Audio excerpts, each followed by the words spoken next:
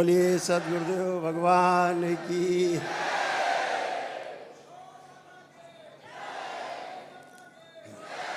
कहते हैं जो कोई पैदल चल के आता है तो थक जाता है, यहाँ तो उल्टा ही है।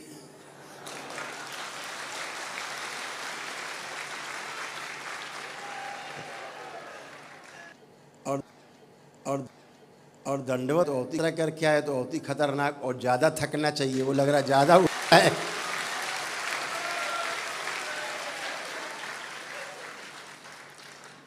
बहुत ऊर्जा है आप लोगों में।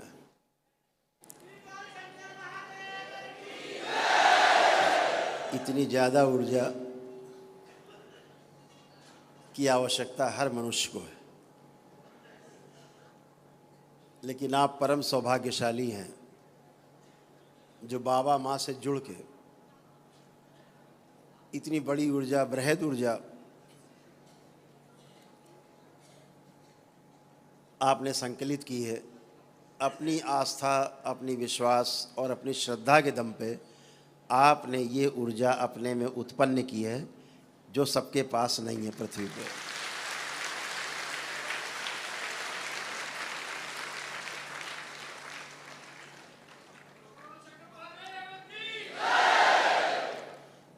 हम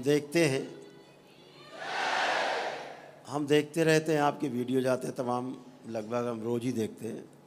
आप लोगों पर नज़र रखते हैं, जो यात्राएं चलती हैं उनकी सूचना रहती है, उन सभी यात्राओं पे दरबार की नज़र रहती है, स्थूल रूप से भी और सूक्ष्म रूप से भी।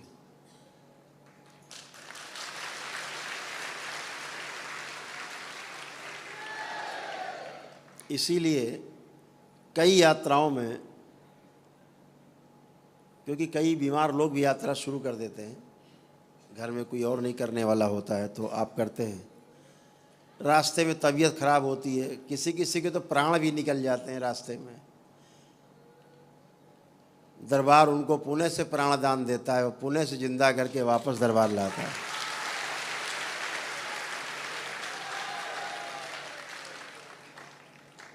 जैसे एक बच्चा है, वो यात्रा कर रहा था हरिद्वार से और यहाँ बिल्हौर के पास आ करके उसकी हालत ख़राब हुई और उसके प्राण लगभग निकल गए।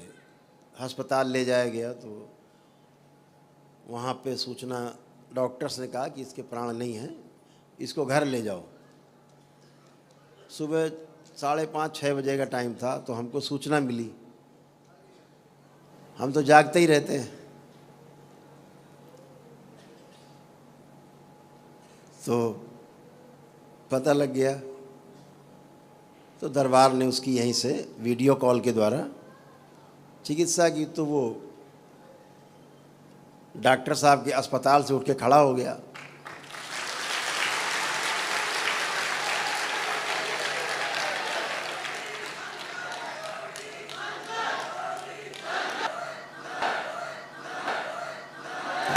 चिकित्सा की तो वो है, होता क्या है, एक अवस्था है जिसे हम प्राण निकलना कहते हैं।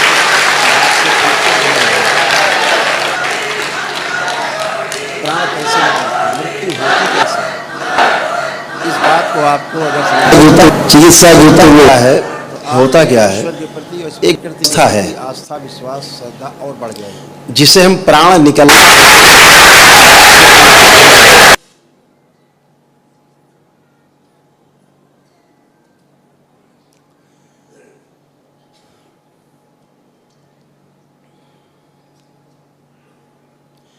शरीर में जो आपका जीवन रहता है, जो आपके अंदर बैठ के सुन रहा है, हमारे अंदर से बोल रहा है, आपके अंदर से हमारे अंदर के बैठ के देख रहा है चारों ओर, हम उस जीवन की बात करते हैं जो इस शरीर में रहता है, जिसके रहते शरीर जिंदा माना जाता है। जब वो निकल जाता है तो इसे मृत मान लेते हैं, मिट्टी का मान लेते हैं कि बेकार हो गया, जला देना चाहिए, रहने वाला चला गया, अब ये घर बेकार हो गया है, इसलिए चला गया है, छोड़ के नहीं गया है। घर बेकार हो गया है, घर इस लायक नहीं बचा कि रहा जा सके, इसलिए वह जीवन इस शरीर को छोड़ देता है। तो जब वह जीवन शरीर को छोड़ता है तो बाहर निकल जाता है। लेकिन उस जीवन के और शरीर के बीच में कुछ ऐसी चीज़ें होती हैं जो जीवन को और शरीर को बांधे रखती हैं, एक साथ जोड़ के रखती हैं। जैसे कोई आपने चित्र लगाया हो दीवार पे, पीछे ग्लू लगा के, लेई लगा के, या कोई चिपकने वाली चीज़, वो कमज़ोर पड़ जाए तो दीवार छोड़ देगा, चित्र अलग हो जाएगा। ऐसे तो उनके बीच में जो बना के रखने वाली, चिपका के रखने वाली चीज़ है दीवार को और चित्र को, यानी शरीर को और जीवन को, वो कुछ चीज़ें होती हैं। उनमें वायु का एक बड़ा स्थान है, बहुत बड़ा स्थान है। आपको भोजन न मिले 6 महीना आप जिंदा रहोगे, आपको पानी न मिले 10-15 दिन तो भी आप जिंदा रहोगे।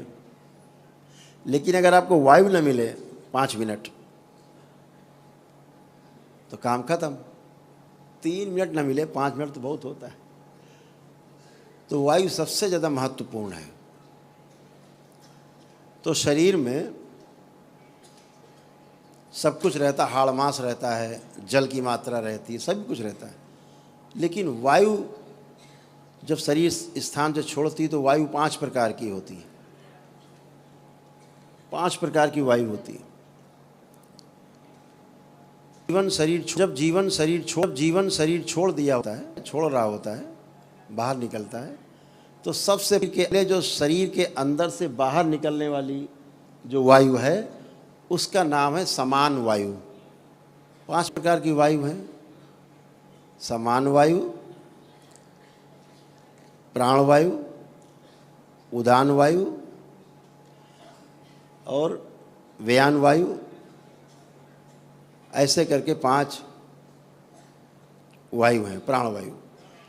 तो जब पहली वायु निकलती है तो पहली वायु का जो नाम है वो समान वायु है। वो शरीर से सबसे पहले छूटती है, बाहर निकल जाती। समान वायु का काम है जितने भी अंग पूरे शरीर में हैं, जितने शरीर में अंग हैं, एक अपान वायु होती सबसे आखिरी 5वीं वायु। तो जो सबसे महत्वपूर्ण वायु है उसका नाम है समान वायु। जितने भी अंग हैं शरीर में और जितनी भी वायु हैं उनको अलग अलग रखने का काम समान वायु करती है, समान रूप से उसको रखती है। तो सबसे पहले समान वायु निकल जाती है, जिससे सभी अंग प्रत्यंग की व्यवस्था बिगड़ जाती है। जो अंगों को अलग अलग रखती है, दूर दूर अंदर होते हुए भी अंग अलग अलग हैं, चिपकते नहीं एक दूसरे में, तो समान वायु का काम ऐसा है। पहले वो वायु निकल जाती है।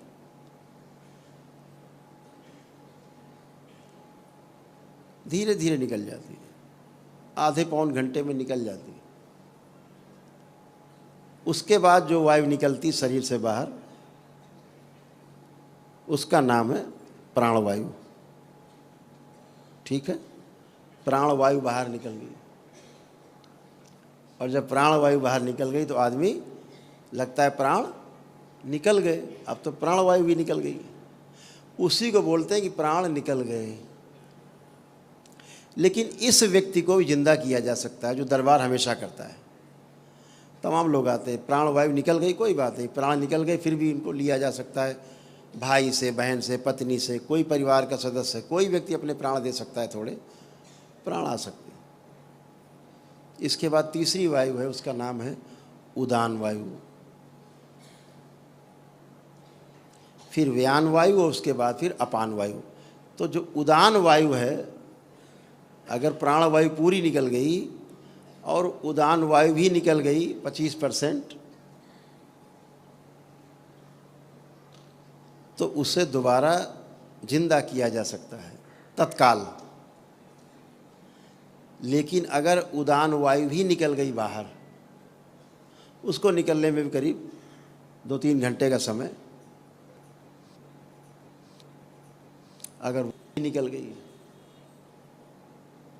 तो फिर आदमी को जिंदा करना मुश्किल होता है। उसके लिए फिर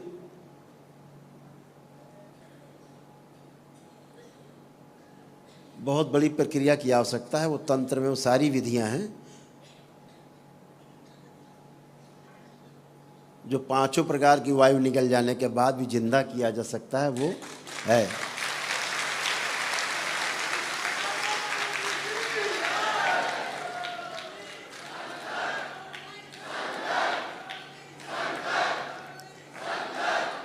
तंत्र में ये सब व्यवस्था है, क्योंकि ये शिव की व्यवस्था है बनाई हुई। सृजन और संहार दोनों हाथ शिव के हैं, एक हाथ में सृजन है, एक हाथ में संहार है, दोनों ही शिव के पास है, इसलिए संभव है। ये तंत्र की विशेष विधियों से होता है। जैसे कहानी है, सत्य कहानी है,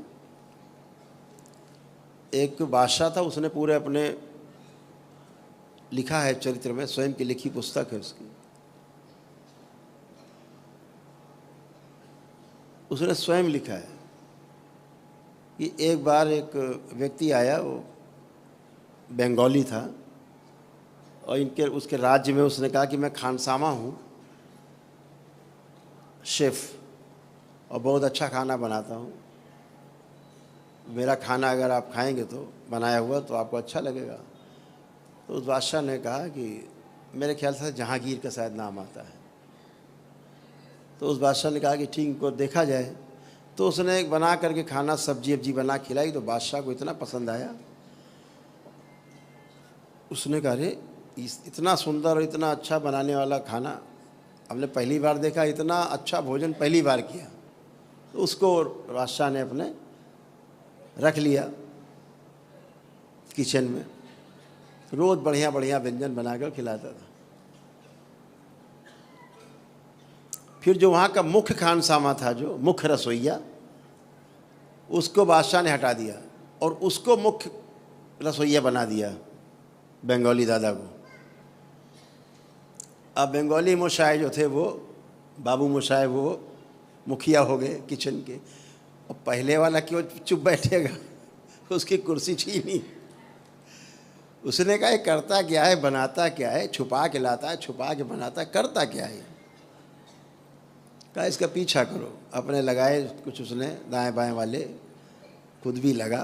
तो एक दिन उसने देखा कि प्रातः काल वो ब्रह्म मुहूर्त में जाता था,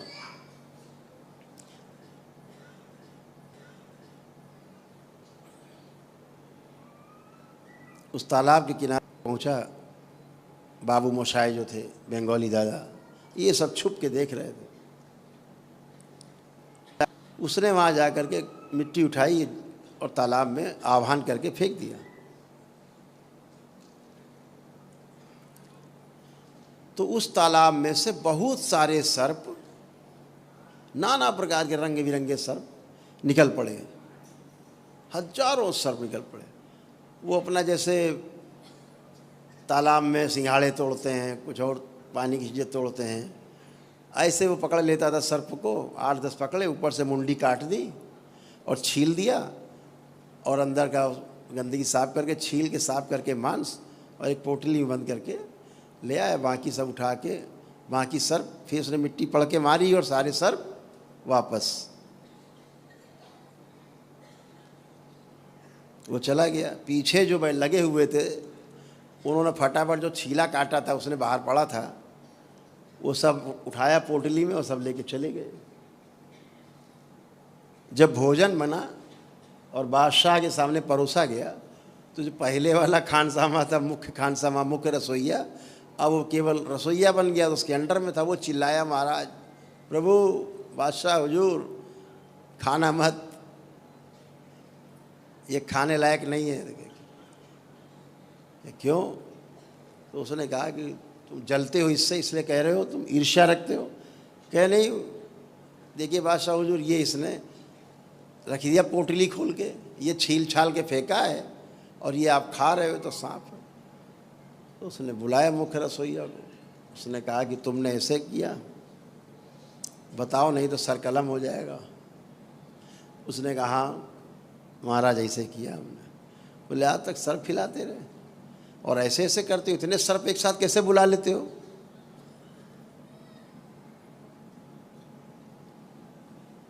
उसने कहा महाराज, विद्या हमारे पास है, हम तो किसी भी सर्प को बुला ले सकते हैं, विद्या है। तो उसने कहा अच्छा, तुम एक ही तुम्हारी कंडीशन है तुम्हारे प्राण छोड़ने की कि अब तुम मेरे सामने सब ये करोगे। क्या क्या कर सकते हो? उसने सब बताया। तो उसने कहा सबसे बड़ा सर्प बुला के दिखाओ, जो दुनिया में सर्पों का राजा हो, ऐसा दिखाओ। तो उसने कहा महाराज उसको बुलाना, हमारी जान चली जाएगी, हम मर जाएंगे। बोला मर तो वैसे भी जाओगे तुम, जब नहीं दिखाओगे। दिखाओगे तो हो सकता है जिंदा भी रहो। कार्यक्रम हुआ जद्दोजहद हुई, या मर तैयार हो गया, मरता क्या ना करता। एक पहाड़ से करीब 500 मीटर 700 मीटर दूर उसने गड्ढे खुदवाए, बड़े बड़े नाला जैसा गड्ढा खुदवाया, खूब गहरा, पहाड़ तक। और सभी सभा लगी और जनता जनार्दन इकट्ठी हुई। तो उसने कहा हम आपको सर्प दिखाते हैं। तो जब उसने आवाहन किया तो तमाम प्रकार के सर्प आते थे जाते थे, आते थे जाते थे, आते थे जाते थे, वापस पहाड़ों की तरफ आते थे, चले जाते थे। हजारों प्रकार के सर्प देखे। तो उसने कहा इन सर्पों का राजा भी तो दिखाओ। उसने कहा महाराज ये छोड़ दिया जाए। कहा नहीं, दिखाना पड़ेगा। तो उसने कहा बंगाली दादा ने कि एक शर्त है, क्योंकि हम मर जाएंगे पक्का है। वो आया और हम मरे, ये पक्का है। क्योंकि जो हुआ ये था कि जो नाली खोदी गई थी उसमें दूध भर दिया गया था, खूब पूरा दूध से लबालब भर दिया गया था। उसने कहा था दूध भरा होना चाहिए इसमें। और कुछ खील होती है, दीपावली में प्रयोग की जाती, धान की खील बनती है, वो डाली गई थी। क्योंकि सर्प को धान की खील बहुत पसंद है। दूध नहीं पीते, दूध पीना पसंद नहीं। दूध पी के तो सर्प मर जाते हैं। इसीलिए नाग पंचमी में सबसे ज़्यादा सर्पों की हत्या हो जाती है, सर्प मर जाते हैं दूध पी के। जितनी मरने वाली संख्या नाग पंचमी में है, उतनी संख्या किसी दिन नहीं होती। तो क्या हुआ कि वो आखिरी में मरता क्या ना करता। तो उसने बादशाह से कहा कि एक शर्त है, तो हम उस सर्प के राजा को बुला सकते हैं, क्योंकि हम तो मर जाएंगे। तो फिर तो बोले एक ही शर्त है कि जब हम मर जाएं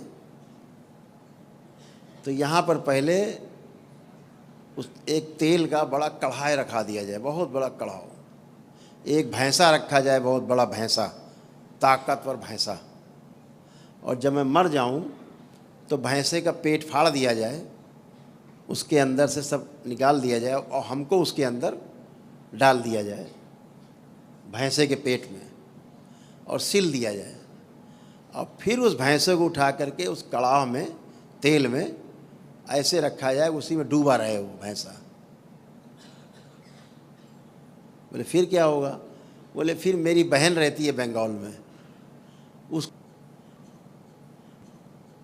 तो मैं मुझको बहन आ करके मुझको जिंदा कर सकती है, उसके ये शक्ति उसके पास है। हम भी कर सकते हैं। बोला उसने कहा कि हम भी कर सकते हैं जिंदा, लेकिन हम तो मर ही जाएंगे, तो अब जिंदा कैसे करेंगे? तो मेरी बहन कर सकती है। पता लिखाया, व्यवस्था की गई। तो उसने आह्वान किया तो सामने से पहाड़ जो है में दरार पड़ी, पहाड़ में फटा थोड़ा सा, और उसके बीच से एक सर्प निकला, बहुत मोटा ताज़ा सर्प। और उस सर्प के ऊपर एक छोटा सा सर्प बैठा हुआ था, यानी वो चल नहीं रहा था। उस सर्प के 3 फन थे, 3 फन का सर्प जो बैठा हुआ था। और जिस सर्प बैठा हुआ था वो सर्प चल रहा था, वो केवल बैठा था उस पर कुंडली लगा के। और जैसे उसने आकर के दूध में फुफकार मारी, क्योंकि वो दूध में ही खड़ा था, दूध में कमर तक खड़ा हुआ था, और जैसे दूध में फुफकार मारी, दूध खौला और वहीं वो काला पड़ गया और उसकी मृत्यु हो गई। ये लिखा हुआ है। तो उसको जैसे उसने कहा था वैसे ही बंद किया गया भैंसे के पेट में, तेल भी रखा गया। फिर उसकी बहन आई महीने खाड़ में, 1.5 महीने में वहाँ से, फिर उसने आकर के उसको दोबारा से जिंदा किया। तो विधियाँ तमाम हैं, बहुत विधियाँ हैं। हमारे ऋषि मुनियों ने कुछ छोड़ा नहीं, सब करके डिब्बे में बंद करके दे दिया हम लोगों को। हम लोग डिब्बा ही नहीं खोलना जानते। अब डिब्बा ही नहीं खोलना जानते तो क्या जानोगे। तो ऐसी ऐसी तंत्र विधियाँ हैं कि, लेकिन विधियाँ हैं। अब अगर सोचते उसको भैंसे के पेट में ना रखा जाता, उसको ना तेल में रखा जाता तो मर जाता, उसकी बहन भी कुछ नहीं कर सकती थी। तो ऐसे ही जब समान वायु पूरी बाहर हो जाती है, प्राण वायु भी बाहर हो जाती है, यानी प्राण निकल जाते हैं, उसके बाद भी अगर उदान वायु थोड़ी सी 25% तक बाहर निकल जाए, तब भी आदमी को जिंदा रखा जा सकता, किया जा सकता है। अगर उदान वायु पूरी निकल गई, व्यान वायु निकल गई, अपान वायु भी निकल गई, तो फिर उसे जिंदा करना थोड़ा मुश्किल काम है। उसके लिए बहुत बड़ी व्यवस्था है। और फिर अगर आदमी की उम्र पूरी हो गई है तो उसको जिंदा नहीं किया जा सकता। ईश्वर के यहाँ से विधान है, अगर अकाल मृत्यु है तो ही उस पर ये सारी प्रक्रिया की जा सकती। पूछते हैं गुरु जी, सब लोग पूछते हैं गुरु जी, सब लोग पूछते हैं गुरु जी कैसे जिंदा उसकर देते, तो हमने आज उसका रहस्य बता दिया आपको, ऐसे जिंदा हो जाता।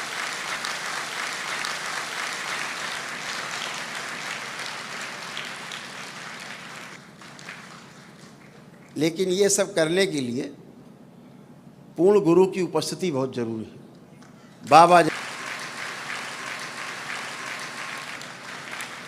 माँ जैसी शक्ति, गुरु माता जैसी शक्ति, बाबा जैसे पूर्ण गुरु, आवशक्ति तो शक्ति तो शक्ति वही एक।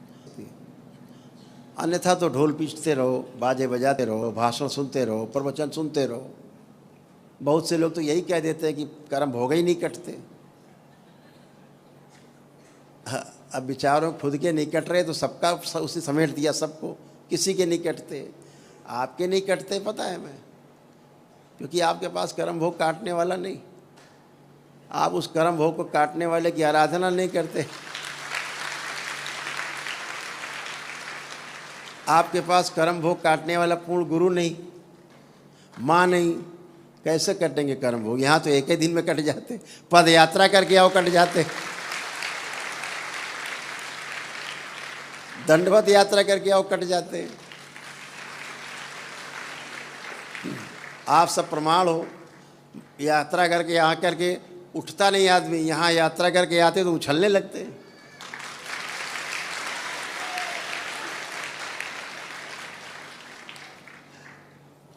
फर्क है। अब आप बर्फ से कहो भैया जरा खाना बनाना, तवा रख दिया तुम्हारे ऊपर, खाना बनाएंगे, कैसे बनेगा। आग पे रखो तवा तो रोटी बनेगी।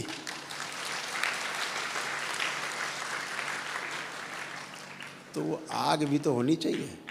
तो आप सबने इतनी बड़ी बड़ी यात्राएं करी, हम तो वीडियो देखते हैं, तो वीडियो देखते हैं तो फिर कभी कभी मन बहुत व्यथित हो जाता है आपकी यात्रा देख के, दंडवत यात्रा देख के बहुत मन व्यथित होता है।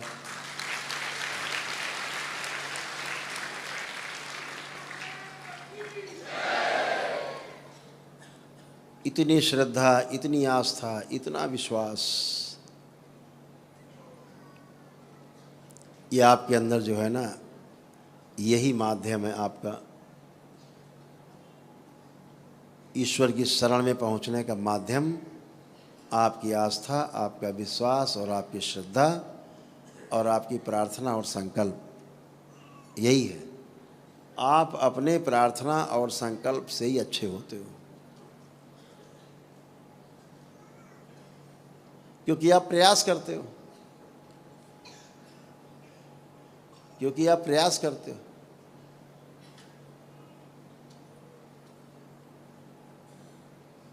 प्रयास नहीं करो और उसके फल की उम्मीद करो तो ठीक नहीं। कृष्ण भी कहते हैं ना,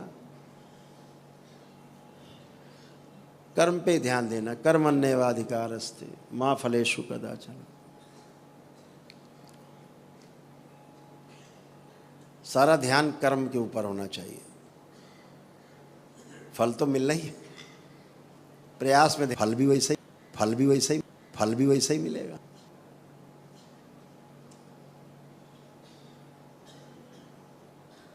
हर रूप अलग अलग है, ईश्वर के हर रूप अलग अलग है। जैसे कि विष्णु है, भगवान नारायण है, अलग अलग है, रूप अलग अलग है, शक्ति अलग अलग है। फिर भगवान विष्णु ने कई अवतार भी लिए, 12 अवतार भी हैं, वामन अवतार भी हैं, तमाम प्रकार के अवतार लिए। हर अवतार का एक अलग अलग कैरेक्टर है। यदि उस अलग कैरेक्टर की आप पूजा अर्चना करोगे तो वैसे ही हो जाओगे।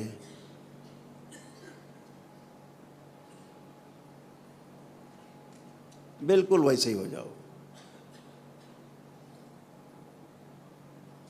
हमारे यहाँ कुछ लोगों ने परंपराओं को बिगाड़ने का बहुत काम किया है।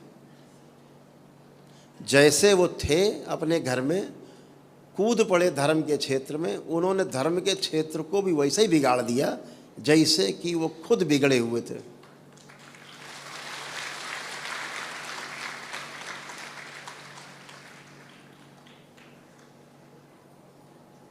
हमारे वेद कहते हैं,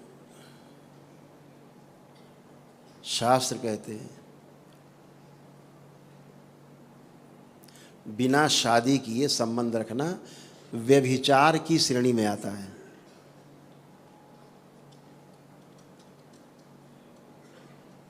हमारे वेद, हमारे शास्त्र बिना विवाह किए पत्नी जैसे संबंध बना के रखने को व्यभिचार की श्रेणी में रखते हैं।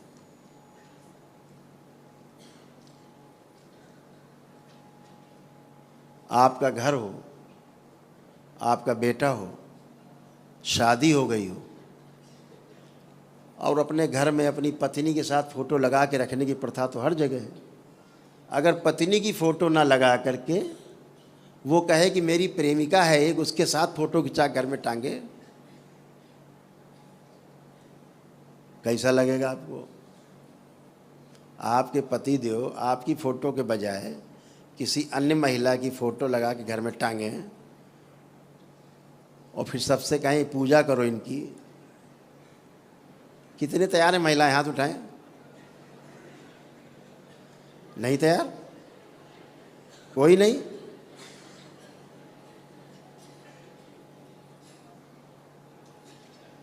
कैसा व्यभिचार को प्रसारित किया है, सोच के देखो जरा। क्या है,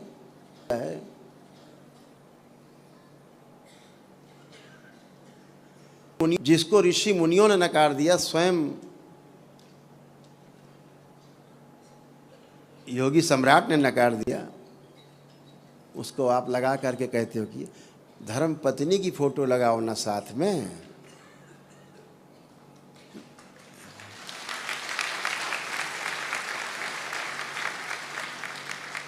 मर्यादा है, इसलिए शब्दों को हम बचा के बोल रहे हैं।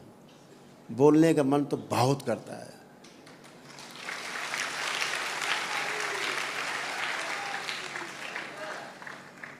यहाँ ऐसे कितने लोग बैठे हैं कि अगर आपका पुत्र चाहे जितनी बड़ी गलती करे,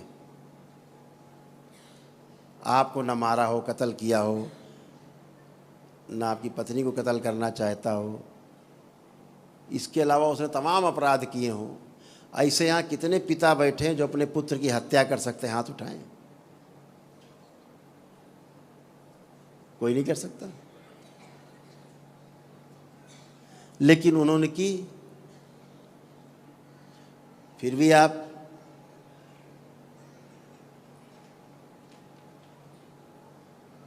बंद है।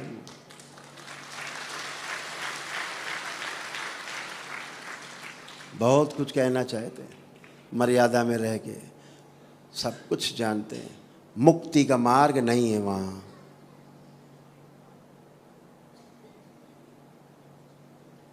वो ठीक कहते हैं, वो भगवान है,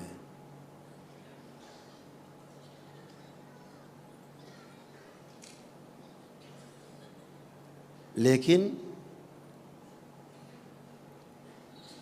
कर्म भोग काटने की शक्ति केवल और केवल और केवल शिव के पास है, केवल शिव के पास।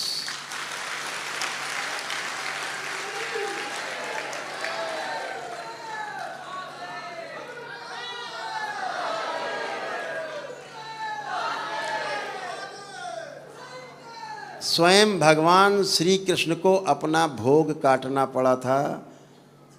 बाली की जो हत्या थी, बहेलिया बनके उसने तीर मारा, तब वो कर्म भोग पूरा हुआ। खुद का कर्म भोग नहीं कटा।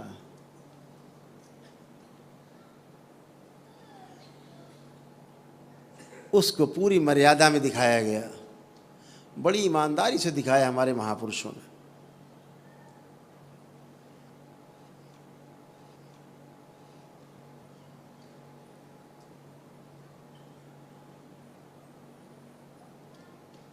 तो आपके कैसे कर्म भोग कट जाएंगे? बिना शिव की शरण में आए कर्म भोग कटना असंभव।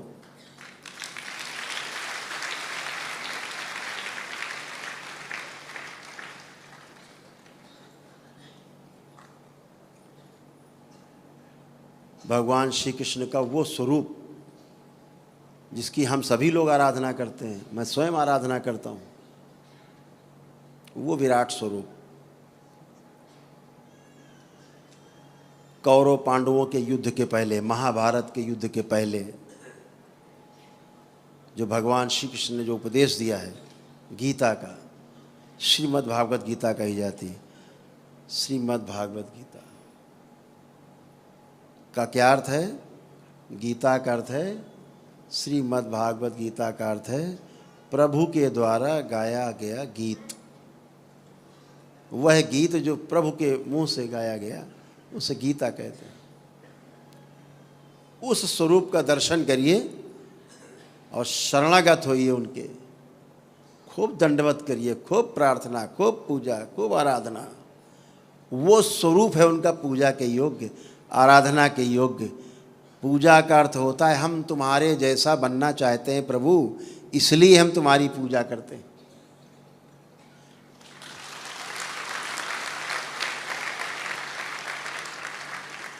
हम ऐसे किसी स्वरूप की पूजा नहीं करना चाहते, ना आप करना चाहते हैं जो आपको स्वीकार नहीं। आपको जो स्वीकार नहीं है उसकी पूजा आप कभी भी नहीं करना चाहोगे। तो हमेशा उस रूप की पूजा करो जो आपको स्वीकार हो।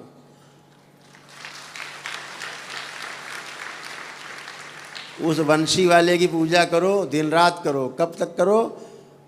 जिसने गीता का उपदेश दिया है, खूब करो। लेकिन बीच में कुछ लोगों ने जो आकर के चीज़ों को वासनाओं से भर दिया है, अपनी वासना को छिपाने के लिए उसको ऐसा ऐसा रूप दिया है, अपनी काली करतूतों को छुपाने के लिए ऐसे ऐसे रूप प्रस्तुत कर दिए जो कभी थे ही नहीं।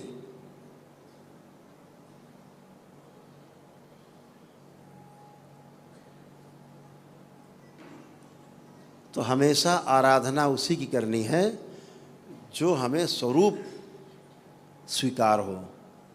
जैसे माँ का स्वरूप है पालने वाला, स्वरूप में है, अपने रूप में है, अपने रूप में है, स्वीकार। जैसे हमें बच्चे पढ़ने जाते हैं तो जब बच्चे पढ़ने जाते हैं तो माँ महाकाली की पूजा नहीं करते, वहाँ दुर्गा जी की पूजा वहाँ नहीं करते, वहाँ श्री दस महाविद्या की पूजा नहीं करते, वहाँ माँ सरस्वती की पूजा करते हैं।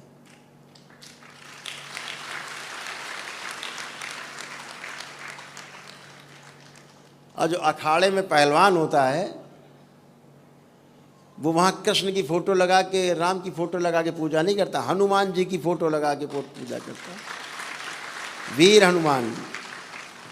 अर्थात पूजा का मतलब ये है कि मैं आपके जैसा हो जाऊं।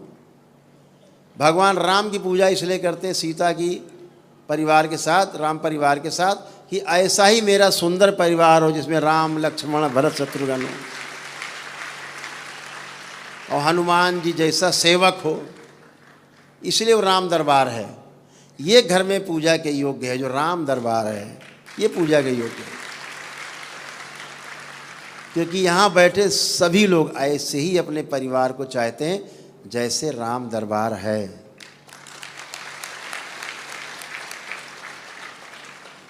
ऐसे कितने लोग हैं जो भगवान राम के साथ माँ सीता, भरत, शत्रुघ्न, लक्ष्मण के साथ हनुमान जी नीचे बैठे सेवक की तरह, ऐसे कितने लोग जिनको ये रूप प्रिय है? हाथ उठाएं, देखो सबको प्रिय है, क्योंकि ऐसे ही सब लोग बनना चाहते हैं जैसे वो श्री राम दरबार है।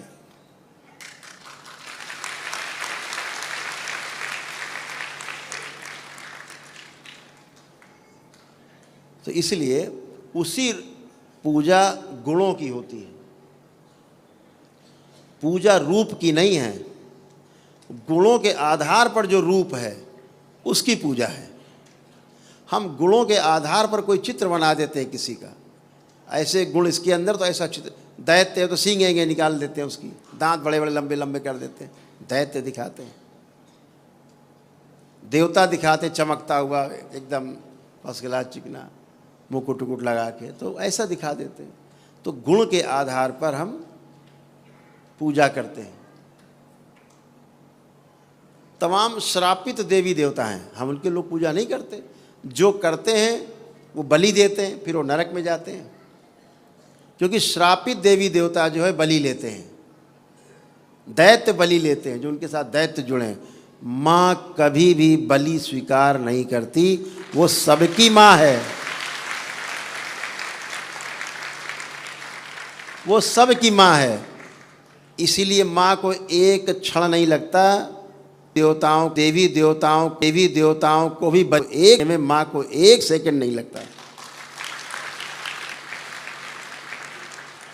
जो श्रापित देवी देवता आपको तंग करते हैं,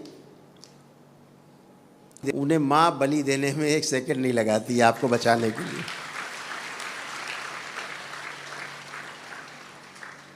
क्योंकि वो श्रापित देवी देवता भी बड़े बलशाली हैं, शक्ति तो है ही, उत्पन्न तो माँ से ही है, लेकिन श्रापित है तो बहिष्कृत हैं, बाहर हैं देवी देवताओं के कुल से। तो हमेशा अपने देवी देवताओं की पूजा करें, ईश्वर की आराधना करें, श्री कृष्ण के उस स्वरूप की उपासना पूजा करें जो विराट स्वरूप है भगवान श्री कृष्ण का, जो उन्होंने अर्जुन को दर्शन दिया, अर्जुन को दिखाया, तब अर्जुन का मोह नष्ट हुआ, अज्ञानता नष्ट हुई। उस स्वरूप का दर्शन करें। वो है भगवान श्री कृष्ण, वो है योगी सम्राट, उनकी आराधना पूजा करें, रूप की पूजा करें। अगर आपको उपासना पद्धति में जाना है तो बिल्कुल उस पर जाएं, लेकिन मुक्ति के लिए शिव के अलावा कोई दूसरा रास्ता नहीं।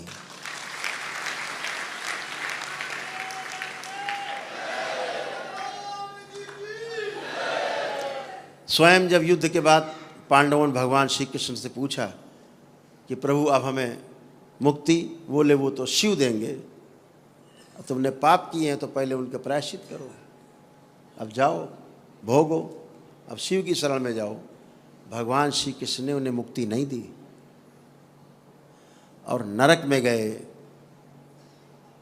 पांडव नरक में गए, कौरव स्वर्ग में गए।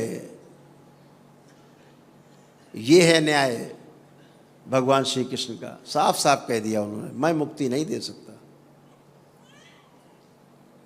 उनका काम तो पालना है, रास्ता दिखाना है, लेकिन लक्ष्य पे आपको खुद ही चलना होगा।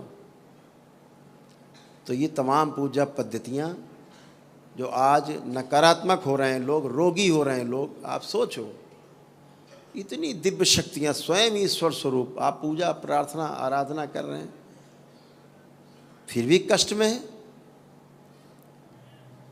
हमारे शास्त्र कहते हैं, हमारे ग्रंथ कहते हैं कि बिना प्राण प्रतिष्ठा की हुई मूर्ति की पूजा आराधना नहीं करनी है।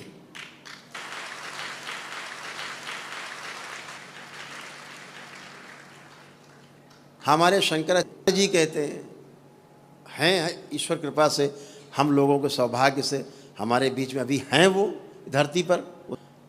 वो स्वयं कहते हैं कि बिना प्राण प्रतिष्ठा की हुई मूर्ति की पूजा का अर्थ है आप भूत प्रेत पिशाच दैत्य दानव सबकी पूजा कर रहे हैं और फिर वो तुमको नोच नोच के खाएंगे।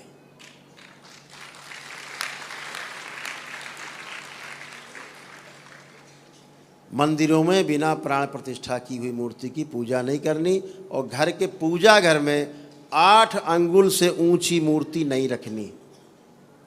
नकारात्मक ऊर्जा इसमें रहेगी और फिर आप गंदगी की पूजा करोगे, आमंत्रित करोगे, वो आप में प्रवेश करेंगे ऑरा में और आपको कष्ट होंगे।